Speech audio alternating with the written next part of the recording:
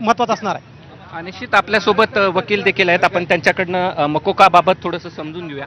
Sir, एक प्रश्न जो समोर येतो तो असा की जर मकोका दाखल झाला आहे तर असं समजायचं का की CID कडे पुरावे आहेत आणि म्हणजे खंडणी तो खून अशा पद्धतीनं हा सगळं घडलंय?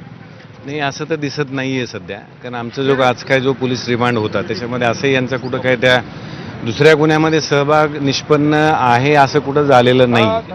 तर आम्ही स्पेसिफिक मकोका दाखल झाला, पुढची प्रक्रिया काय असते? नाही, मकोका लावला ह्याबाबत मला नाही आणखी दाखल सांगता झाला येणार. असेल तर पुढची प्रक्रिया काय? नाही, बाकी न्यायालयीन प्रक्रिया आहे, आम्ही ते चॅलेंज करू. चॅलेंज करून जी काय कायदेशीर प्रक्रिया करण्यापेक्षा तर ते सगळ्या प्रक्रिया केल्या जातील. बरं, पण आमचा मुळातच हा प्रश्न आहे, ज्यावेळेस पूर्वी 8 आरोपीला लावला आणि हा 9वा आरोपी आहे ज्याला मकोका लागला, मग हे 9 आरोपी एकत्र संघटित खून आणि या सगळ्या प्रकरणामध्ये तसं नाहीये, तसं नाही. यांना आणखी त्या गुन्ह्यामध्ये आरोपी केलेलंच नाही, त्याच्यामुळे त्यांच्यावर मकोका लावण्याचा प्रश्नच येत नाही. आता आजच्या ह्या घडीपर्यंत तर असं काही नाहीये. तर लावला तर त्या दृष्टीने कायदेशीर कारवाई आम्ही करू. पुढचे काय असेल तर पुढे कुठे सुनावणी होईल? आज सुनावणी होईल, मकोका दाखल झाला तर आज होईल तर उद्या होईल? नाही, उद्या होईल त्याच्यावर सुनावणी, आज नाही होणार. उद्या सुनावणी होईल आणि मकोका लागला त्यावेळेस कायदेशीर प्रक्रिया आम्ही करू. पूर्ण काय करू.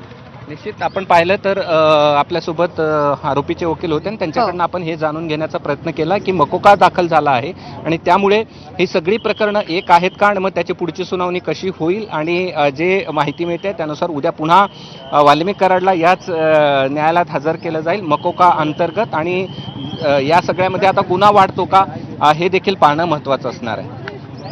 अगदी धन्यवाद कृष्णा या माहितीसाठी. तर मकोका सध्या लावण्यात आलाय आणि मकोका लावल्याच्या नंतर आता CID पुन्हा एकदा वाल्मिक कराडची कोठडी मागणार आहे.